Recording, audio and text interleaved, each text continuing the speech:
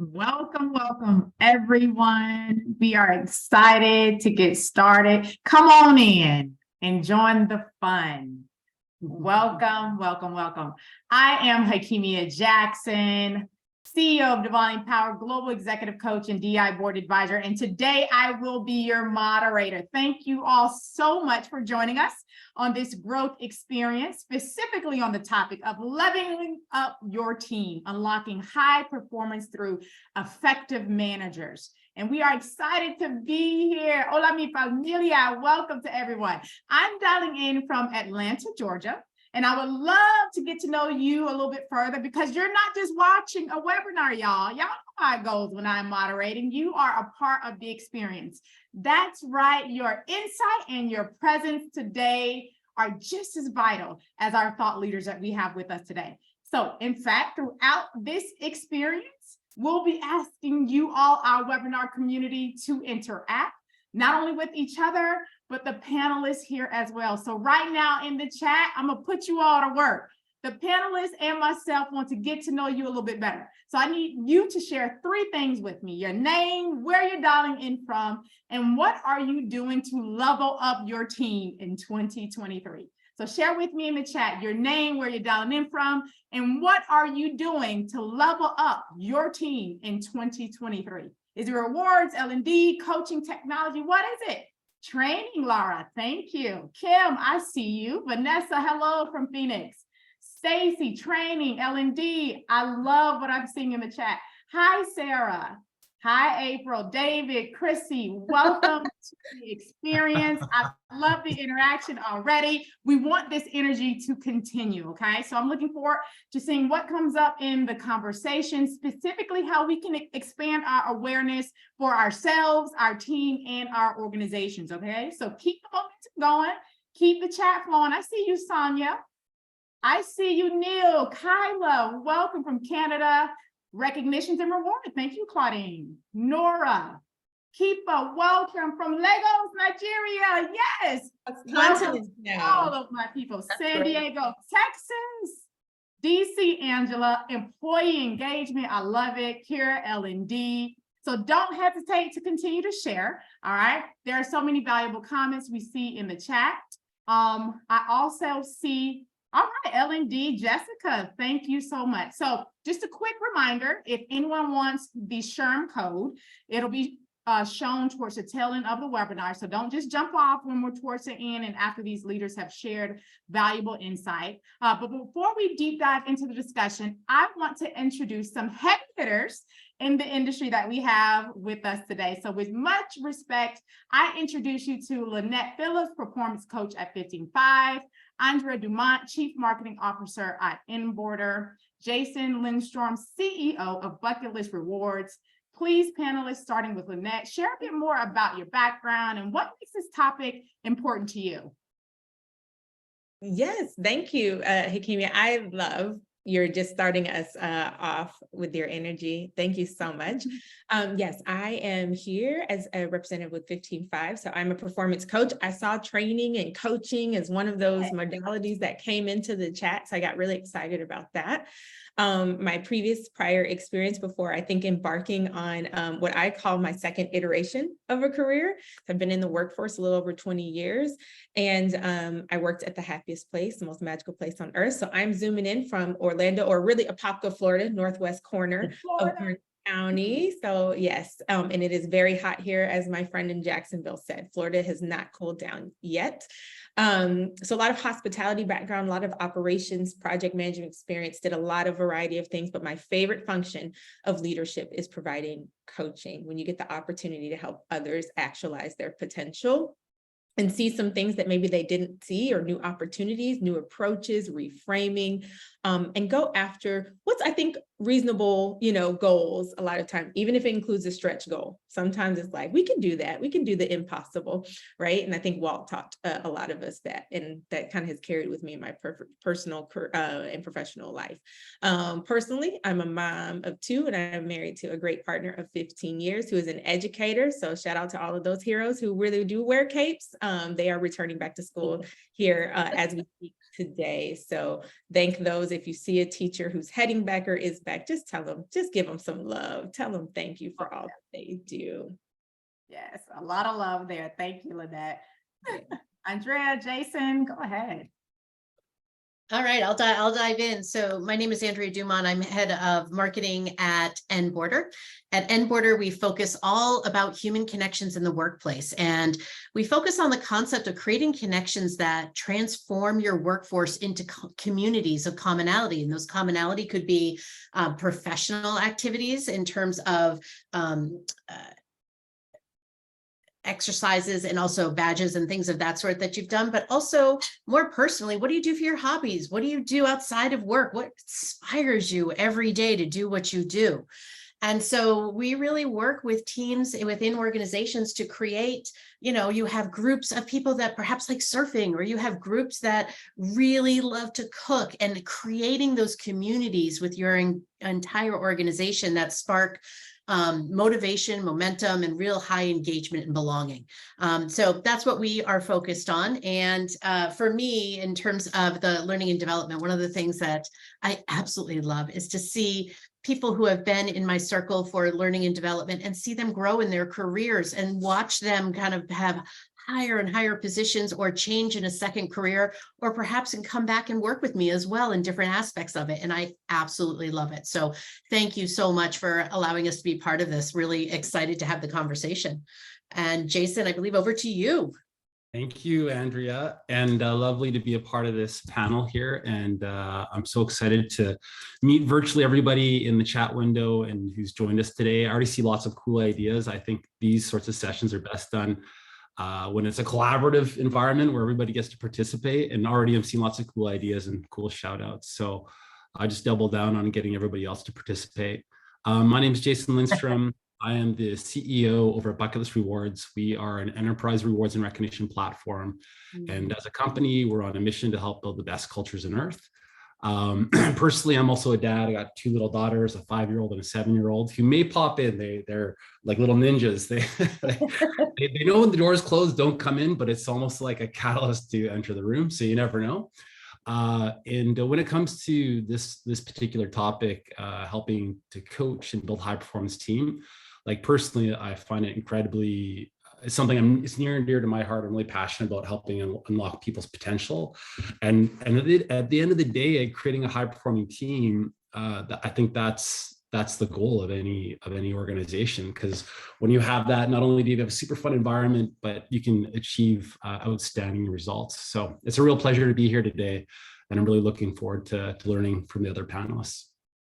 Thank you so much, panelists. Excited to start the conversation. So as we all know, many companies have already received the wake-up call in this new age of work, the wake-up call to think about work, the workplace, and teaming in a new way, and then act on what is the most significant opportunity ever, which is to redefine how we work together within our organization. So these last 2 years have been a real challenge for some organizations and leaders, specifically around managing the constant change, whether it's disruption in supply chain, or talent retention, or increasing talent attrition in the job market, or even nursing corporate sicknesses like silo thinking, office politics, mistrust, and destructive conflict created, during this challenging time. And so we are excited to have you here just to get your thoughts on, all these things. Starting with Jason, how do you define a high performing team?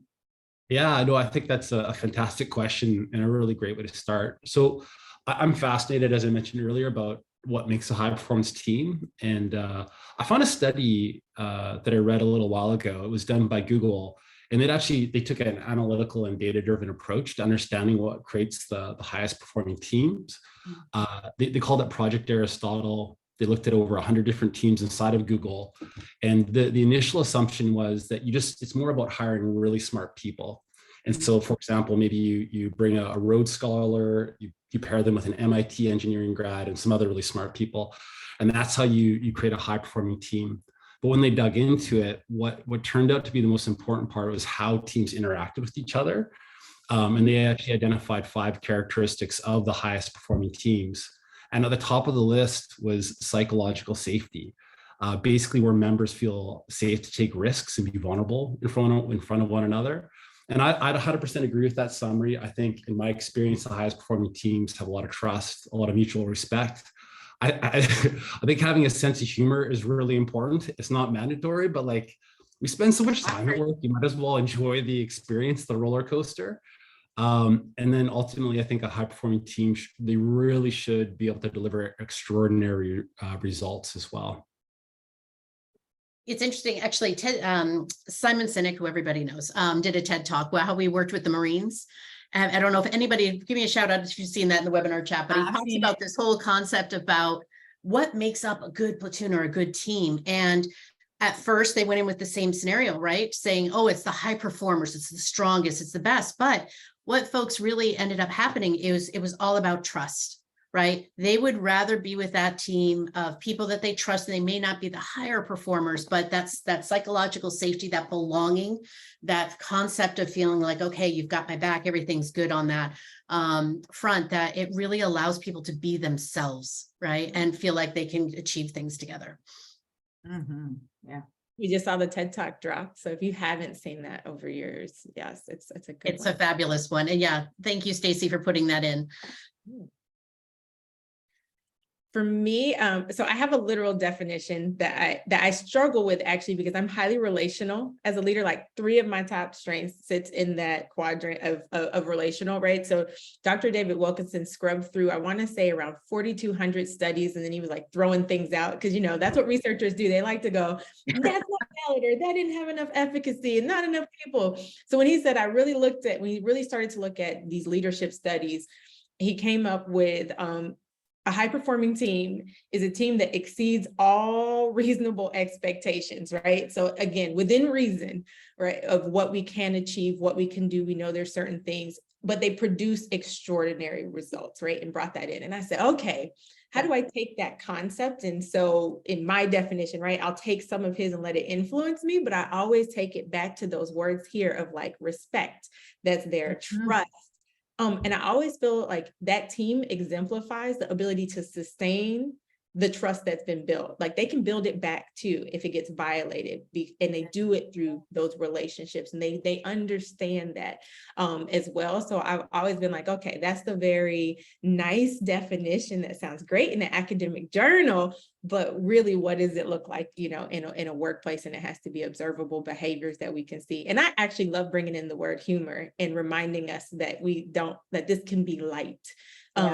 Sense, you know, in a way that we can show, let's lighten up, let's do this, and we can get it together and have some fun. And Lynette and Jason, I appreciate your thoughts on this, and definitely in the chat as well, you know, hybrid, not hybrid, all remote, fully remote, whatever you want to call it. My goodness, you know, everything has changed so much. So how do you get that safety and that trust? Perhaps when you're not even in the same geographic region, you're definitely not in the office together, you miss that kind of camaraderie a bit, that people say why they're going back to the office, because they miss that, right? What are your thoughts on that in terms of that psychological safety aspect and how you bring that together? Yeah, I can maybe share a quick experience on this, because we try to deliberately craft that into some of our meetings. And I'm also super curious to hear Lynette's thoughts on this as well. But typically if there's on a quarterly basis, we bring a lot of teams together. We're a fully distributed company. So some people are in office, some people are not in office. We got people all over the world. Periodically, we try to bring teams together in office, in person, but you don't actually have to have people in the same place to do this exercise. And whenever you do an offsite, it's a little more time to reflect and be thoughtful. And we have a pretty structured agenda where we take normally half an hour to an hour to kick things off. And it's kind of like a get to know your peers and colleagues, but also a trust building and a vulnerability session. And we have about 10 questions we run through. We start off with some softball questions, which are things like, hey, tell us about your past, what are your strengths, what are your weaknesses? And then tell us about a really meaningful moment in your life, and maybe what was a highlight and maybe what was a low light.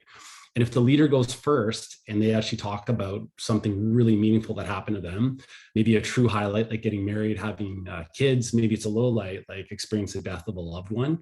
When leaders go first, when they're super vulnerable, it makes it safe for everybody else to be vulnerable as well. And I've seen these sessions, and like the best ones, and I don't say this lightly, like the best ones, people go deep. And I've seen tears, I've seen like hugs, and it's an amazing way to bring people together. And I know a lot of people sometimes they're like, oh, you got to keep work life and personal life separate. But I think the best leaders, they see their employees, they see their teams as a whole person. And so you got to create these forums where people can be vulnerable, they can connect. And that's how you can really create high performing teams. And that's what's worked for us at our organization. But I'm super curious, Lynette, what's your experience been?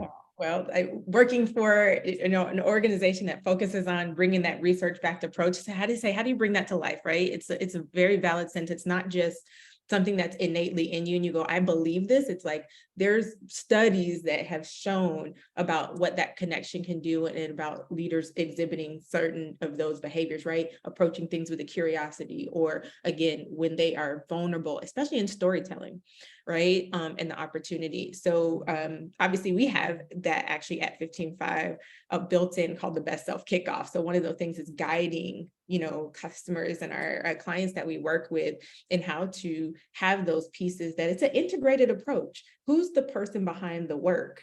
Right. So you can have a fun question like, who are you going to brunch with if you can go brunch with anybody, which mine is Michelle Obama, by the way. So if she has this and logged on, then set it up. But you can start, like you say, with those softball type questions. But one of my favorite ones that I think I have connected the most with many colleagues is how does stress show up for you? And it's interesting because I lean into two different spectrums. I either get very funny. This is where humor shows up for me. Like I just need to crack all the jokes, or I am so direct that it's like, she is about business. It's like, but people knowing that we can facilitate certain behaviors. Sometimes we say, is this the right meeting? Do we need to all reschedule? What's the energy in the room? What question is about to go unanswered? Because that space is really being cultivated. And so, and you can do that. Imagine that in our Brady Bunch boxes that we've all gotten used to over the course of having Zoom, Teams, whatever it may be. Think about meetings where it was where you can do all cameras off and voices, you're engaging other senses, and we're speaking to others who don't always have the energy to be on camera meeting after meeting after meeting. And so I think our workplaces, given what's there, we should be first and foremost thinking what drives connection, what draws people in, what ways are people communicating and advocating for the work that they're doing.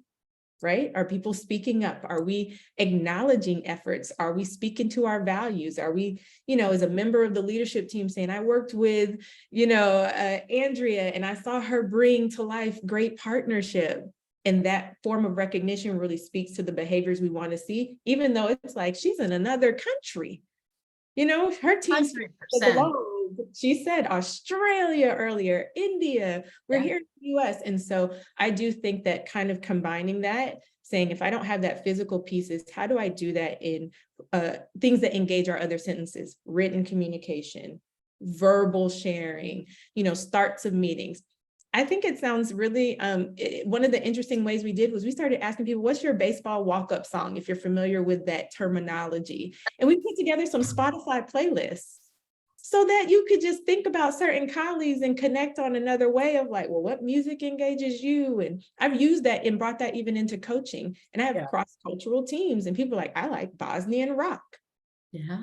With, US-based team members. So finding ways to connect. And it brings everybody together, right? Yeah. So thanks for asking. As you can see, I get excited about that stuff. Thanks for asking about that. I'm sorry, I'm going to add one comment. I'm sorry, we're taking the conversation over. This is just so much fun to talk to these. You should have a moderator. This is how it's supposed to be. And, Jason and Lynette, I know you guys can really relate to this. It's like, I always want to catch people doing it right in the moment, to reinforce exactly what behavior we want to see. So catch them doing it right from a growth perspective of what they're working on as a development activity. Catch them doing it right in terms of the values of what we espouse as a company, and they're living it every day. You want to catch them right there and acknowledge it and be like, my goodness, that was an amazing job. I know you've been working on your public speaking initiatives. You did a wonderful job really presenting that. Well done, right? And that's also certainly tied to recognition, Jason, certainly. No, I think that's an awesome example, like catching people in the moment. What I've always found fascinating about rewards and recognition, and which I've seen a ton of comments around, is that like being recognized is, I think, foundational and fundamental to being a human being. Like if you look at Maslow's hierarchy of needs, which is like an assessment of what motivates people, down to the bottom, it's like things like food, shelter, and water. And right above that is to the desire to be appreciated, loved, and respected. And so whether you're an employee or a CEO, or a daughter or a son, everybody wants to be appreciated and loved for the work they do. And if you can do that and craft it in a way that's meaningful to the recipient, like you can lift them up, you can delight them beyond belief. And also, it's just, as you also said, Andrea, it's a fantastic way to bring your core values of your company alive. Because when a leader or a colleague recognizes a peer for doing good work and they weave in the company core values, people often, they want to model that behavior. They want a story told about them as well, and people learn through modeling. And so it's a simple thing, and it has just a huge number of really positive impacts inside the organization. Yeah. I'm going to bring in a comment from the chat real quick that talked about what about those without public recognition. And that's one of the things that I think we have found in we are remote first, and we do get together and have in-persons, is that extra step to remember, like we literally have high fives built into the platform. Like I can send a private one, and like that consciousness to remember, or I don't know how that person likes to be recognized. I can go in their profile and that respect for that, and knowing that that means so much more, that I did it in the way that was meaningful. And I'm going to go back on Jason's word of meaningful to them, and like just taking note of that. And especially for leaders, being able to differentiate amongst your team. Some people want the whole band in the parade, like stop traffic, and others are like, please do not even say happy birthday to me out loud because I have a complicated relationship with my birthday, kind of, and that's taken into consideration what that means, how they're seen. Great point. Yes, you're getting a lot of great points in the chat. So thank you all for sharing. And so, my next question is, I would love to connect your experience with the audience experience. Just sharing a story on you working in a high performance team, and how did that, develop you as a leader? What were some of the amazing things, as well as some of the challenging things that you've learned in your experience? I'll kick off because I went through probably a very similar Project Aristotle at one point in my career, where it was like, let's bring together those who do certain aspects of their operations really, really well. And we quickly realized that the room was somewhat crowded if we didn't get role clarity of like, where can your strengths be really? Because you've done a lot of good things. It was like a good top % of high potential of people who are ready for promotions as well, or getting into those conversations. And so as we kind of got involved with that, some people opted out and said, this isn't actually what I signed up for. And said, this room's really crowded. I don't know that I'll function well in it, or I don't know that my skill set will be maximized. Because again, maximizer is another strength. And so I think it took us a couple of months, going back to that forming, storming, norming, and performing. And when we really got clear on contributions, it was like, okay, the train could leave the station. So when you're bringing this talent together, you think, I want to focus in, and when you start bringing in like, a lot of high potentials, like they're just going to get it done. You realize you have to really understand to speak to people's strengths. And so we, tried different things, put people in different areas of responsibility, hone certain crafts. What were people needing to develop in for their next steps in their career, and that readiness? And I think that is what laid the foundation, because it was almost, we got really good at conflict resolution because you had a lot of strong opinions in the room. You know, you would move somebody that used to being the one leading voice in a team or one of two. Now you got 8 of those people in a room. It's hard. Yeah. And you're Yeah. all supposed to solve a complex problem. And Yeah. one really wants to be the solver of the complex problem. Yep. So we really had to go through that exercise. And I think coming out on the other side, I look at where many of us are, you know, in our career. You know, some have gone on to start their own firms, some have gone on, you know, executive positions even further and have stayed with the organization. You know, it became a place to flourish by going through some of that, but having to get really skilled at some of the traits of a high-performing team. Thank you for sharing that. I'm interested though, like Andrea and Jason, I saw a little bit of like agreement. Tell me what your experience is. It's so hard when you get a group of high performers in a room together, right? Whatever you want to call them, like at Enboarder, what do we have these things called connection cards that we use, and the connection cards really focus on kind of the next level of the employee profile, right? So it includes not only your name and what office you're in, all that good stuff. But more importantly, on the flip side of the card, it really focuses on you. So for example, you could, if you use DISC or Myers-Briggs, you could have, you know, I'm an ISTJ or whatever there, so that people understand how you like to receive communication, right? And to and from. You could put your professional credentials, your personal hobbies, things of that sort. You can request a mentor, right? In terms of getting out there into the organization and from a mentorship program and say, hey, I'm really interested in learning how to read a balance statement, let's just say, right? For a company. Great. How do I get a mentor that can help me with that specific scenario? So those connection cards really help you focus on those people in that team, whether they're high performers or not, because then they all have to take a minute at the beginning of getting together and saying, okay, wait a minute, you're an ISTJ, this is how you like to communicate. And they have to think for a minute and stop and think about their communication and think about their role in the leadership team and where they can add so much more variety than others. And how do we filter and give that information to the employees to empower them, right?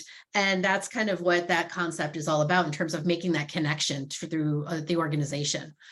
Jason, what do you think?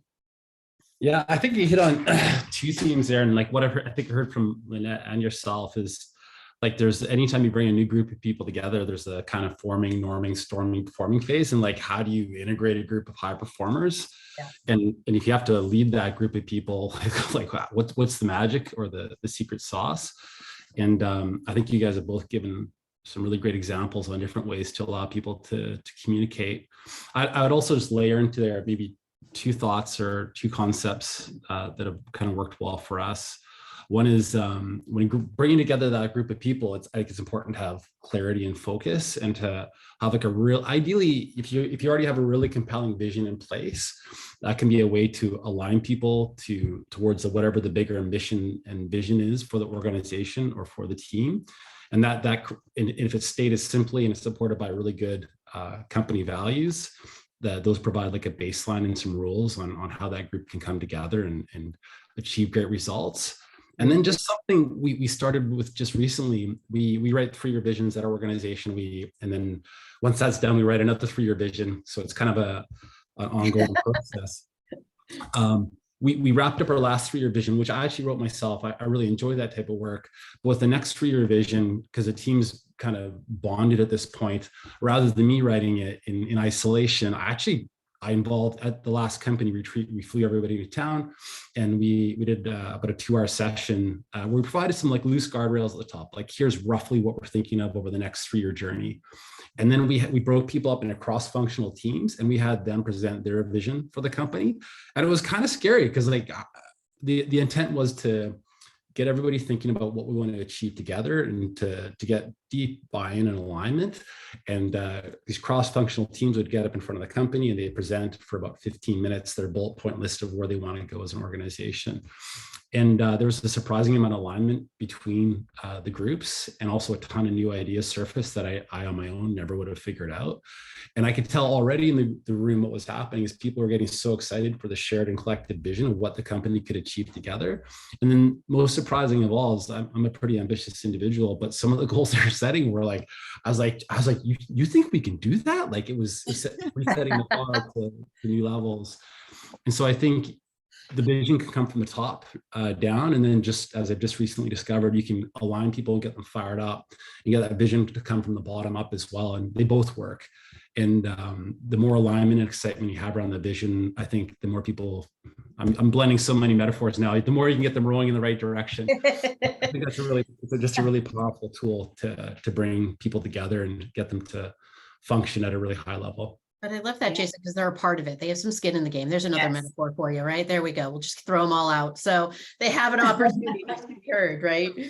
Yeah. They're taking ownership within a direction of where hopefully, right, the organization should go. And I just want to pull out a couple of comments about accountability. I know, we talked about trust and connection and all these great characteristics, but accountability for leadership as well as, the other performers on the team is very important as well. So thank you so much. I think it was Maria and who also made the comment regarding accountability. And so, from your perspective, and I know we've kind of, shared a lot here, but I want to hone it back in. What's the best way, from your perspective, to develop and empower different levels of managers? We are now in an era where it's a multi-generation workforce and managers are at different levels. From your experience, how have you done it? This is so near and dear to my heart, because I got to tell you, forget the hybrid and the remote, whatever it may be. This concept of the generational workforce is fascinating to me in terms of from a learning and development, from a professional development. And, actually, we did a survey recently. I think it was about 900 employees around the world. And we said, okay, identify yourself like baby boomer, Gen X, Gen Z. Tell us how you like to develop, like what would a corporation do for you? And it was interesting. Gen Z and millennials were focused more on peer learning, right? And getting those mentors. The Gen Z was all about formal career development. A lot of people talked about Myers-Briggs and DISC and really skill building and going to classes to do so. And the baby boomers, surprisingly, well, I guess not surprisingly, were more focused on health and wellness and planned activities that they can manage in their schedules, right, in terms of the development. So we took those concepts and we're like, all right, well, interesting. So if that's how they like to receive information, how do we build programs around that to support that concept, right? Because if your goal is to develop those skills, create connection and belonging, ultimately, you would hope that the result of that will be higher engagement, more buy-in, Jason, like you were saying, into the goals and the missions, more tenacity to go above and beyond, right? The normal job. And so really, it's important for professionals like ourselves and the learning development professionals to not have, again, one size fits all, but really look at tracks. And I think that's the big important thing for me, is like looking at all the different generational pieces and understanding how can I help them build their skills in the way they want to receive information. I want to say, Andrea, Mike says, don't forget about Gen X. Everyone else says, no, we don't forget about you. We love you. Okay? Sorry about that, Mike.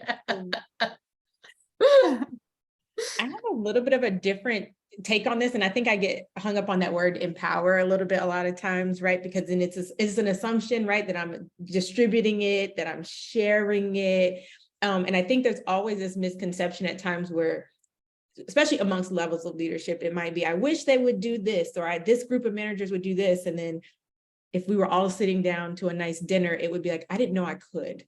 Yeah. Right? Was it really explicit? And so I think point. one of the first things of development and really empowerment, when you're talking about it, especially in talking about high performance, right? The ability for people to make creative decisions, to take risks, going back to that psychological safety, right? To set ambitious goals. There's a lot that cultivates around that. I think there really has to be an open conversation. What is that manager's role? Also, what's their decision-making authority? Now, that word authority jars me sometimes though too, right? Where you're like, but you realize giving someone the permission, the explicit, like, let's talk about it, right? I'm going to look to you in the room to guide this, to bring together others, to make a final decision, which sometimes is what hangs us up in corporations, right? So I do think that if you want to get to how do I develop that skill and empower others, I do need to look at what level someone has in the organization, but have I thought about and cultivated that in our ongoing conversations over time? Maybe they don't have it on day one of being newly promoted, but what does that look like as they're scaling their, their experience, their influence in the organization, how their authority grows. And so that is, to me, what I think is the bigger piece that has to happen in skills and talents when you want to talk about being able to empower leaders. Someone may trip up, someone may forget a little bit and get overzealous at times, or want to roll something out and just leave someone behind. That's coachable though. I think that's part of the game. I'm going to have to give feedback on that. I'm going to redirect some behaviors. Hard, yeah. But I'd rather do that than to say, gosh, I'm performance managing you because you got stuck and I expected you to do something and you didn't act. So that to me is the trade-off. If you really want empowerment, is to be very, very clear. What am I empowering this person to do? And I got to release that. Once I've said it and let it go out of my head and my heart, I got to let them go do their thing that I've entrusted them to do. Awesome. I have maybe two ideas on this topic that actually connect nicely into the next concept of empowering your leaders and managers. And they're both kind of tactical. We've rolled them out and had a decent amount of success with them. The first was we have like kind of new managers and some really established managers and leaders, and we wanted to put together a leadership development curriculum and program. And so we started by surveying the group, and we had a bunch of ideas that they could vote on, and they could also recommend their own topics. And some of the topics that floated to the surface was how to have a difficult conversation, becoming a better communicator and presenter, and understanding finances.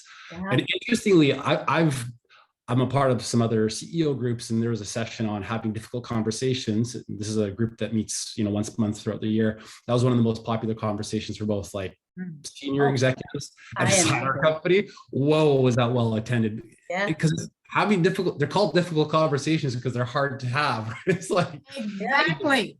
Yeah. And nobody ever trains you how to have them until you start having them, and you're like, holy cow, what did I get into? So spot on. It's very hard. No kidding. Anyways, we're rolling out this curriculum, and the difficult conversation piece is it's not just like delivering content, but role playing is really, really important. What we found is like when you get to try the scenario on in a safe environment, it really sets people up for success for when in your leadership career, it will 100% happen. And in fact, I think the best leaders, they race to conflict, meaning they don't pick fights. They just, when they see conflict emerging, they address it quickly. When they see a problem emerging, they're quick to pounce on it. And then one other kind of tactical idea is this whole concept of mentorship. Because again, there's different types of leaders, and in a high performing team, like maybe you're leading somebody who's smarter than you with way more domain expertise than you. And you're like, how do I support this person? And in my experience, you can often lead by asking that person questions and getting their advice and guidance on what they think they should do. But if they're interested in personal development and becoming better at what they do, I think mentorship is a fantastic way to lift almost anybody up. And I personally have a mentor, and what I've observed is you select somebody who's achieved the thing you want to do in 3 to 5 years out. Ideally, they have a playbook, so they've dealt with the difficult situations you're going to deal with, and then you try to pull them into your organization, or sometimes these mentors exist inside your company as well. And you can kind of package up some curriculum, create some recurring meetings and schedules to enable mentorship to happen inside of an organization. There was a study done by Gartner that said the average ROI of a mentorship program is over 600%. And I'd 100% agree with it. I think having really smart people to lift up your smart existing leadership team is a fantastic tool that that you guys might want to consider if you're not already doing it. So those are my two tactics: mentorship and the leadership development program. Thank you so much for sharing, Jason. I want to go to the community question, specifically when we all were talking about safety, psychological safety, and trust. One of our community members said, how do you build a sense of psychological safety and trust when companies are downsizing? So let's be real on the environment that we're currently in, right? And the struggles that our leaders here are experiencing. What do you do in those instances? You know, again, being very transparent with everybody to be helpful. We had a downsize this year, you know, and it wasn't a big one, but it was affected people. And again, we have people all over the world. So people were hearing the information at different times in different contexts and what departments they were in. And it made it for a very challenging scenario. And I think we did a survey after the downsizing to say, you know, what did we do well? Where could we have changed things? The things that really worked well was just the down and out honesty and transparency about the business, where we are, why we had to make the decision we're making, and what's going to allow us to move forward, right? So it put a bookend at the end of the scenario of people have that safety to be like, okay, they handled the situation, they understand where we're going, now we're all going to move on, right?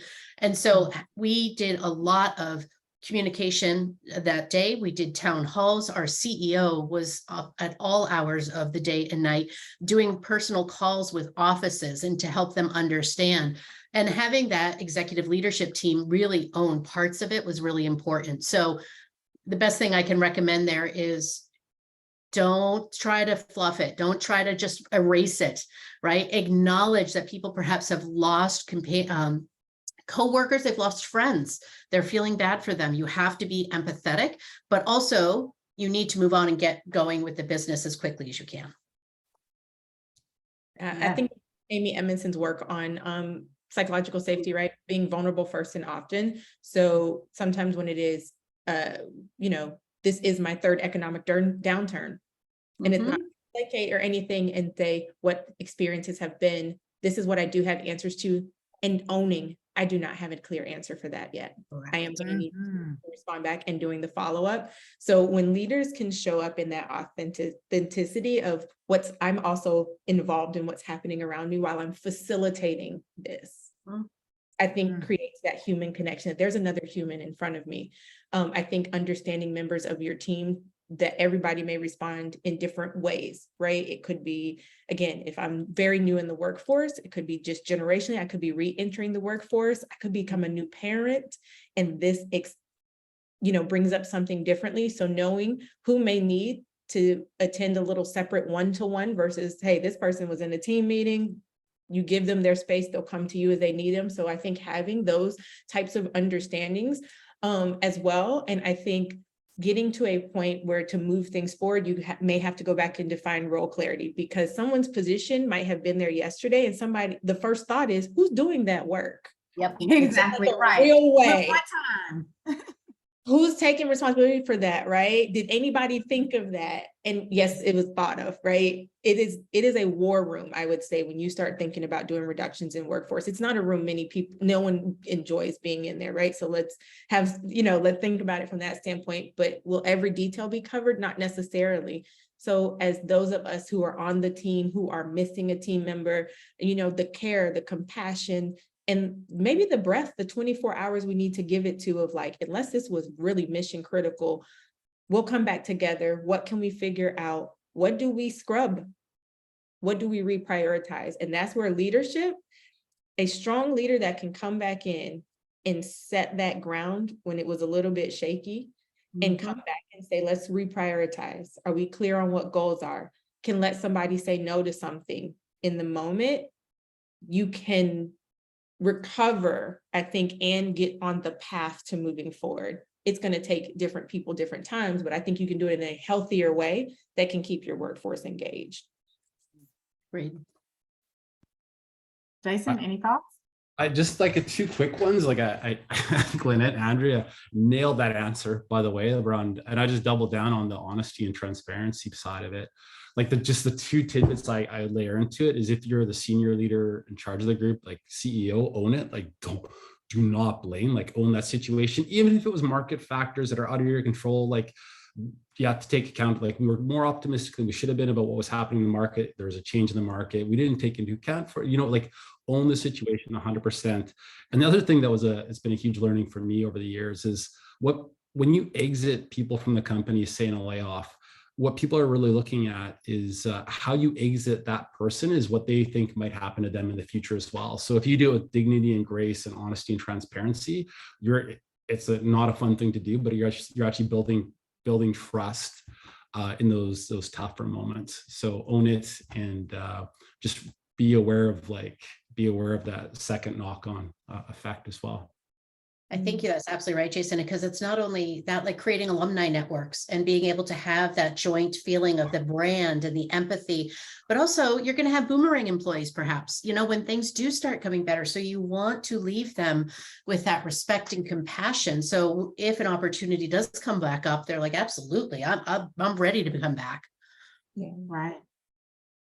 You don't have to be enemies in the downsizing part. And I like what Sarah says. She says, our philosophy is to treat people on the way out with as much respect as your new hires.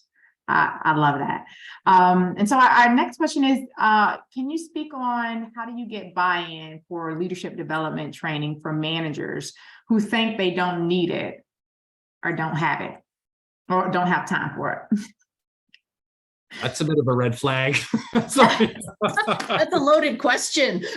It's real. Oh my Lord. It's real. Look, these are real. We want to speak to the real, right? So this is what's going on in their environment. And look, Lisa says this is so common and she's absolutely right. 100%. Who's taking this one first? As the coach who wants people to opt in, maybe I'll go last. And I'll speak to it, and I by no means have the perfect answer, because I agree it's incredibly common, and it's also very difficult to have that insight into yourself, right? Sometimes, and I know this isn't for everybody, but I will tell you what I have done in my career is I've taken the bullet a little bit, and I've gone in and I have had the wherewithal to be able to say,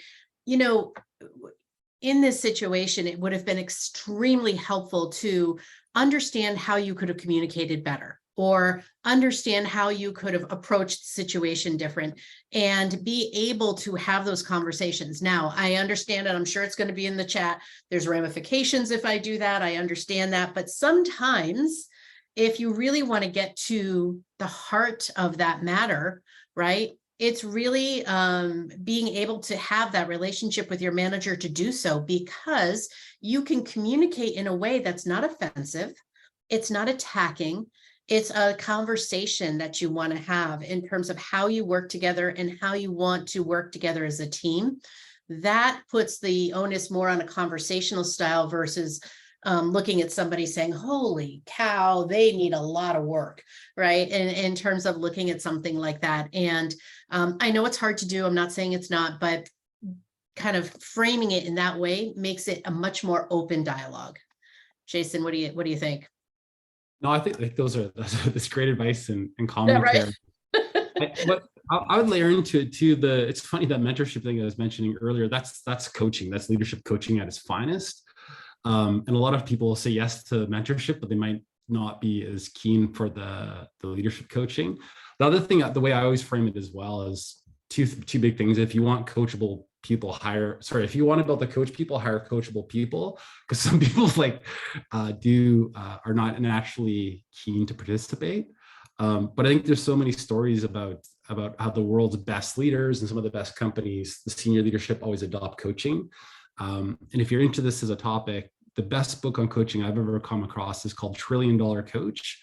It's by this guy named Bill Campbell. And Bill Campbell was the coach to Steve Jobs, the CEO at Apple. He's a coach to Eric Schmidt, the CEO at Google. And like, if these CEOs have a coach of these billion-dollar companies, certainly a middle or senior director inside your company could benefit from coaching as well. So just like storytelling, like saying that, of course, nicely, like packaging it in a way that people listen to, but there's the idea that everybody can be lifted up and perform better. I find storytelling and mentorship are two great ways to help people elevate their game and to develop them as individuals. But Lynette, what are your thoughts? My first is readiness for this. So you find this out, and there's variation of time. Sometimes it's just not, I don't have the capacity. Something's going on personally. So like, those types of things, but really prompting readiness within your teams, right? That growth is ongoing as we move forward. My take on it is having that larger vision of where are we even headed so we can prepare. If we know we're rolling out new initiatives in 2024, and it's going to be critical to give feedback, we should be actually doing this in October. And it's like, why are we talking about feedback? Why are we practicing this as a skill? Because it's now ready. You've been getting some exposure to it. Because when it's reactive, I might have some barriers up. I might feel like, ugh. And so you are now, there's this tension that training will help and support. And so for me, I always think of that as training should be that preventative measure, right? It's the training for the marathon. Training needs to become my 3-mile run, my 5-mile run, my half marathon. As I really look at my strategic outcomes that I'm trying to build out, what would my team need to do what I'm going to be asking of them or what they're shaping with their work?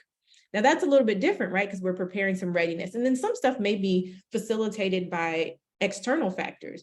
Did we all think we were going to be having very open, honest conversations about DEIB in 2019? We did not. That got shaped by our external environment and an urgent need. Many people were advocating for it, but it was in response to. So that will always still be there. So I think when having that conversation with that person, first, how do you engage things like individuals with their mentors or their leaders and help them point out from a self-awareness standpoint, what would prompt their readiness? Maybe where they're at today is not ideal. What prompts your readiness and gets you into the position? What's the best learning environment for you? And then they're like, none of it. Okay, then we're going to have a different conversation because again, we're all learning and growing in various different ways. So that's what I would like organizations to see and begin to prepare and think about as learning as a strategy, not just the Band-Aid for the solution. Hey, I need to send this person to charm school and I want to send them off to a couple classes rather than, hey, this is intentional. And this is like something that you can carry into, personally, professionally into any type of environment. And by the way, what's in it for you? We should probably be shaping this around how you want to grow as a leader. I love when Jason said his team said, what's our top topics? What's really important to us as a learning cohort? Man, that opens up a lot, right? How do you build experiences where their buy-in is there from the beginning? Yes, absolutely. And so with that, we are at the time of the webinar where we would love for you all to connect with these amazing organizations. And so they've spent time with you sharing their thoughts, their wisdom, insights, and best practices so that you could be better in your organization and continue to thrive. And so with that, we're going to have a poll pop up. Please identify which organization you want to connect with. But most importantly, we're also going to have a quick little commercial break so that these organizations could share more about them as well as their amazing products that they have to offer.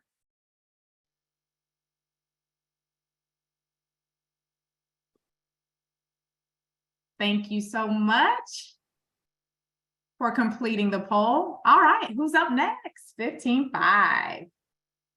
Fantastic. Yes. As the representative of 15.5, I am so excited to share that we are a holistic performance management platform that is focused on measuring and prioritizing HR outcomes.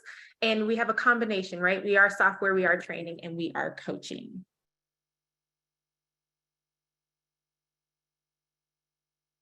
Hello. So for us, I've talked a little bit about Enboarder in terms of really focusing on how we bring connection to life across your organization. And we talked a little bit about some of the research we've done, the connection cards, our ability to kind of help drive connection in cohorts as well. So would love to speak with you or anybody in your organization who's looking to create connection, belonging across your organization.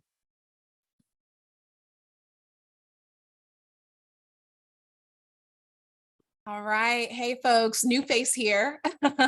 Thank you so much to the panel and the community for an incredible discussion. I certainly enjoyed it. I've interacted in the chat just a bit. And so to introduce myself, I'm Asia Smith, she, her pronouns. I'm an executive leadership coach and community catalyst at ThinkHuman. And we're a manager training and leadership development company. And we have cohort-based training programs that leverage behavior science and focus on creating lasting behavioral change over time.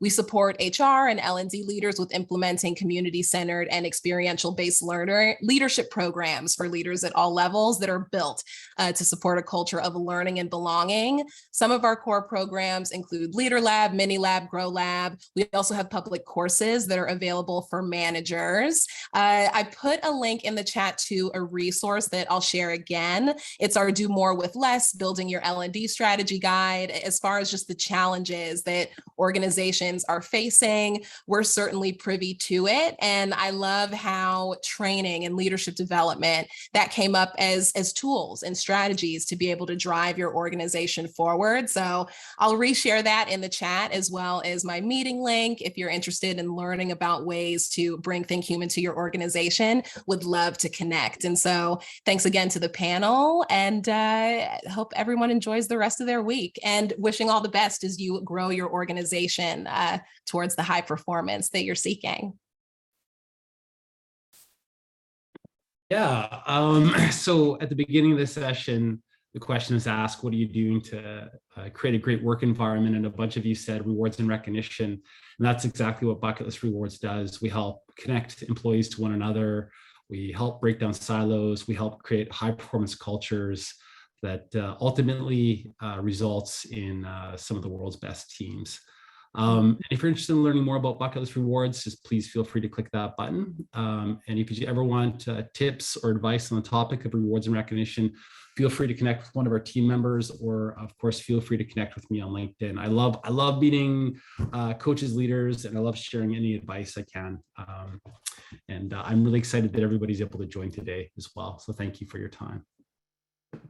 Thank you all so much for your time, and thank you for still sticking with us. Remember, you'll get your SHRM credit code at the end. We're not done yet, so we really do appreciate you staying. And so with that, we would love to close out with just the key takeaway. What's one thing that you would like to share with the audience today regarding high performance teams, starting with Andrea? It takes work, everybody. You got to be engaged as a leader, right? This is not like you're going to get a bunch of high performers sitting at your table. And I think you lead by example, and you really engage them in terms of what their development looks like, and you take an active role in helping them get where they want to be. So don't sit back, lean into it, enjoy it, and enjoy the ride, and watch those people develop over time.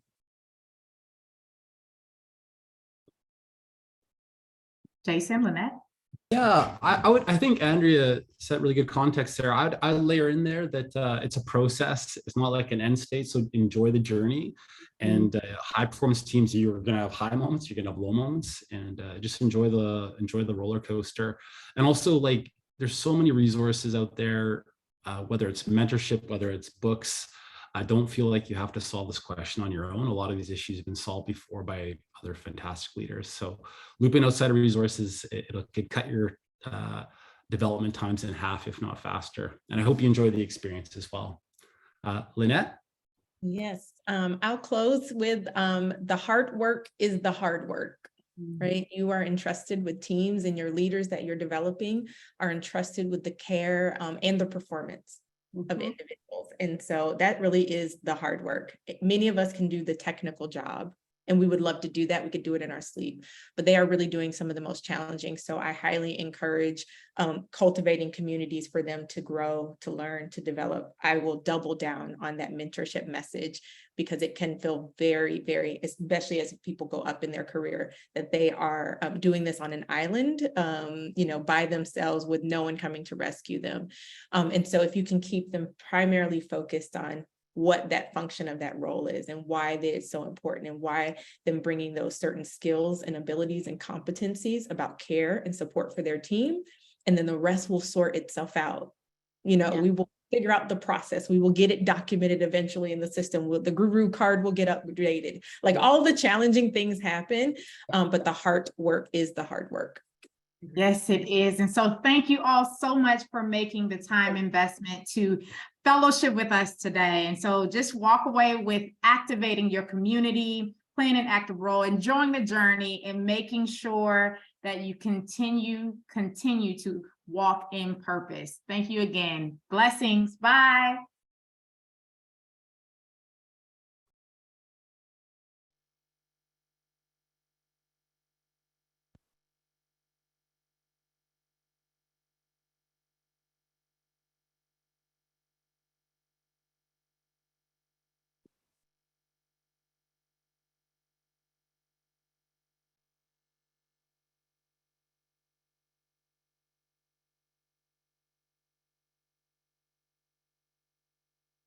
Hey, Lynette, whereabouts are you based out of, geographically speaking?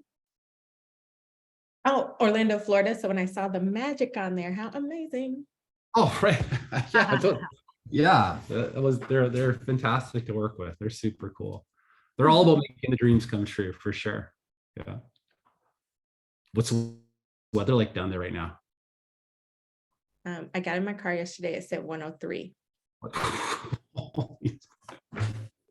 I'm glad I'm not home. Right? Tampa Bay area. Yes, I am glad I'm not there. A little cooler up here. Yeah. Sophia, you got everything you need? Yep. Let's end the webinar now. Thanks, everyone. Yeah, that Thank was you. great. Woo! Thanks, folks. All right. We did it. Great